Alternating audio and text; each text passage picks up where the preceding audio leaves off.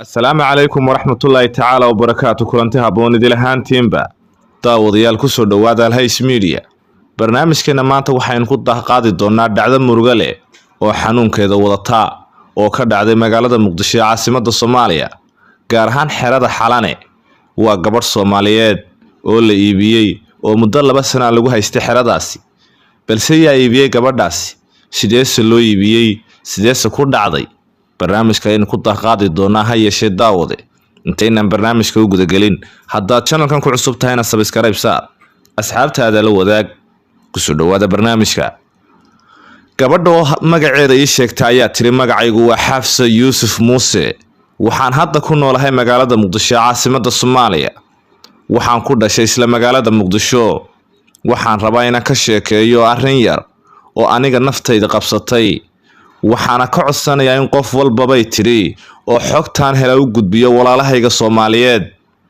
sanadii 2018 aniga u socday school bareefada oo luqadda Ingiriiska oo aan galabtii aadi jiray ayaa waxa wadada istaagay nin dariskayga oo dariska xaafadayada kamid ahaa kana tirsanaa xaafadda dariska ninkani waxa uu ka tirsanaa ciidanka madaxtooyada ee filla Soomaaliya wuxuuna dhahay ina Yuusuf aan dariska nahay Soomaaliyad ha ayaan ugu jawaabay markaas ayuu dhahay soo ful gaarigayga aan ku sii gaarsiiyay meeshii aad rabtay waan raacay maadaama aan isdahay adeerka camal weeye iskuulkana waan ka daahsanaa xilligaasi iskuulkii markuu hortiisa dhigay ayuu dhahay marka laabanaysidna waan ku sii qaadiye ee fadlan soo wac ana waxaan u sheegay adeer ma baxayo ana baxaye iska tag ee hadhow ima sugi kartide isagoo nambarkayga isii dhahaya ayaa fasalkayga sii galay waana ka sii dhaqaaqay anigoo aan wax nambar u qorin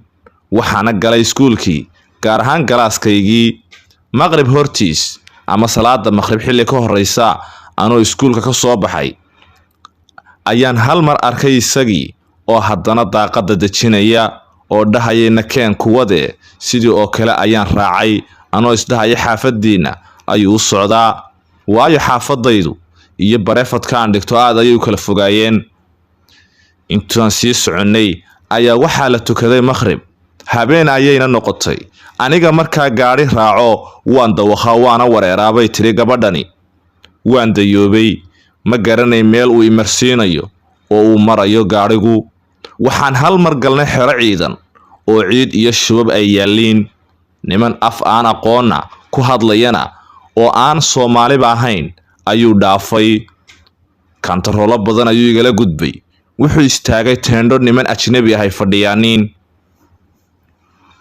wuxuu wacday u yeeray nin kamid ah kadibna gaariga ayuu soo galiyay wuxuuna kula hadlay luqadda English aan fiicnayn aniga ayaaba ka badiyay oo fahmayay waxa fahmay inuu dhahayo qoftan ka waran waa adigii dhahay gabar Soomaaliya ayaan rabaa ama gabar Soomaaliyeed ayaan doonayaa lacagtaysii aan ku heshiinay qoftana caawaba hayso aniga markaas intaas aan fahmay ayaan dhahay adeer maxaad rabtaa inaad suubisido aad samayso inta xagee ayaan joogaa meeshan waa xagee ayaan ku sugannahay su'aalo noocaas ayaan weydiiyay odaygii dariskeena ahaa aniga waa iska qayliyay waan ooyay balse cidna ima dareemayn oo labada ninba iyagu waxay kala tirsanayeen lacag $1 ninkii ajnabiga ahaa wuxuu siiyay mid kale oo lacag aan ku wuxuu siiyay lacag kale buu tiri gabadhani aan ku qiyaasay ku dhawaad $200 Mareykanka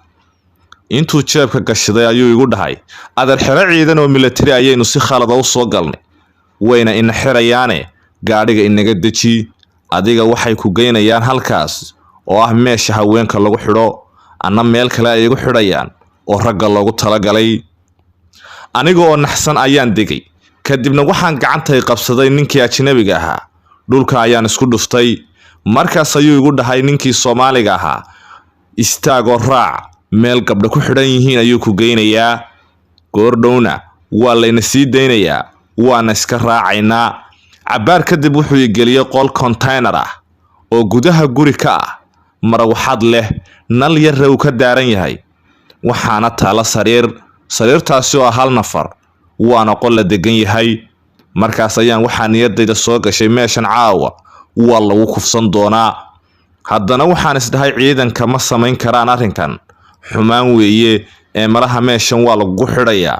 sidaas ayaa niyadeydaan ku madadaaliyay xilliyadii hore.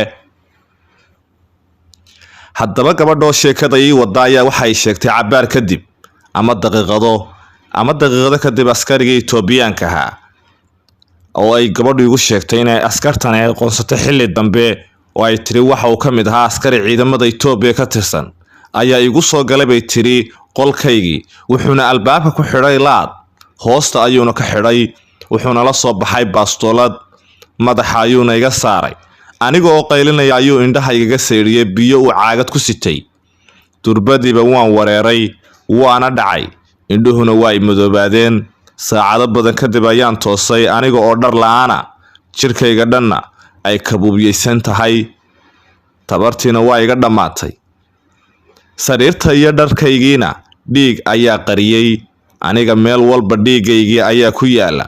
mar kale ayaan ooyay, balse gurigii ayuu korkaygaga xidhay, waa kontaynarkii. waana tegay. mar labaad ayaana igu soo noqday ninkii. waan miyir beelay, xilli kastoo uu yimaado waan miyir beelaa maadaama aan dhiig baxay, dhib badanna aan maray. waxa aan mar labaad kacay isagoo cunto ila dul taagan oo korkayga taagan. waa maalinkii labaade, balse waxa aan biyo cad ahayn maana dejin karayn. muddo 6 maalmooda oo aan qolkaas ugu haystay, suu doonana iga yeelayay. askarigan Itoobiyaanka ka tirsan ciidamada wadankaasi Itoobiya ka tirsan howlgalka AMISOM ee Soomaaliya. waxaan rabaa inaan soo koobo bay tiri sheekadan. ninkaasi oo ka mid ahaa ciidanka AMISOM gaar ahaan kuwa Itoobiya ayaa xaruntaasi xalana igu haystay muddo 2 sano ka badan, taas oo markii dambe iga dhigtay inaan iska aqbalo afduubkii. ninkan ayna iga dhahdhiciyeen inuu ninkayga noqday, meeshaydana aan deganaanayo. waxaan u yeeshay uur, waxaana hadda haystaa gabar jirta sanad iyo badh.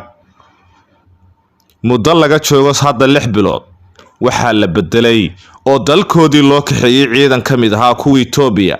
waxaana ku jiray ninkan aniga meesha igu haystay oo lagu magacaabi jiray Trend Fraud oo ah ninka ilmaha u hayay ee ilmaha iga dhalay. waana u baxay, waxaana uu ku laabtay wadankiisa Itoobiya. aniga markaasi tala ayaa ila soo gudboonaatay. markaasi ayaan ogaaday inuu baxay. habeenada ka mid ah ayay tiri gabadhani oo fiida ayaan ka dhuuntay xeradii ciidanka, waana ka tegay aniga oo sita cunugtaydii yaray. waxaana tegay bay tiri xaafadeennii oo 2 sano ka hor tacsidaydii la dhigay. argagax iyo weerar ayaana ciddeenni galeen. si walba oo reerkeennu u raadiyeen ninkii xoogga ilmaha igaga dhalay waa la waayay. xitaa waxaa loo tegay bay tiri gabadhani ciidankii kale ee isagu ka tirsanaa ee howlgalka AMISOM ee wadanka Itoobiya. waxay dhaheen sarkaalkaasi Itoobiya ayaa loo diray gaar ahaan magaalada Addis Ababa. dhibaatada jirta ee aan hadda arrinka u go'aansaday shaacintiisa ee aan kula soo wadaagay ayaa inaan xanuun dareemayo. bil ka hor kadib dhakhtar ayaa la geeyay, baaris ayaa laygu sameeyay kadib markii aan dareemay xanuun aad u fara badan. waxaa layga helay bay tiri nasiib darro cudurka HIV/AIDS oo aan ka qaaday ninkaasi. cunugtaydu ma qabto nasiib wanaag xanuunka, balse aniga ayuu i qaadsiiyey. waxaan hadda qaataa dawad kiniini ah oo la dhaho ARV. waxaa kaloo dareemayaa bay tiri takoor dhan walba xagga qoyskeena iyo bulshadaba, taasoo sababtay bay tiri inaan qol cidlaah ijaarto oo aan kiraysto oo aan dego aniga iyo cunugtaydu.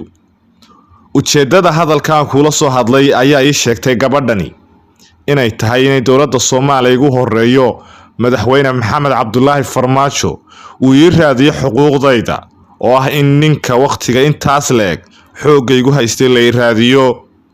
waxaana ka codsanayaa bay tiri madaxda dalka. waxaa jira 2 gabdhood oo sidayda camal xoog ciidankaasi ilmo uga dhaleen in iyagana arrinkooda la raadiyo oo ilaa hadda ay ku xidhan yihiin xerada xalane. waxaan ummadda Soomaaliyeed ka codsanayaa bay tiri gabadhani marka koowaad inay ii soo duceeyaan in Rabbi iga dulqaado xanuunkan marka labaadna in qof walbo arka sheekadaydan iyo qisadaydan ay gaadho uu sii gudbiyo oo uu faafiyo si madaxda dalka uu warkayga iyo cabashadayda ay gaadhaan aan cadaalad u helo. gabadhan ayaa ii soo gabagabaysay waxay sheegtay in sheekadani ay muddo qarinaysay balse hadda ay ku khasban tahay. haddaba daawade sidee u aragtaa qisada gabadhani ku dhacday? miyaanay habbooneyn inay hesho cadaalad dowladda Soomaaliyana ay u gurmato?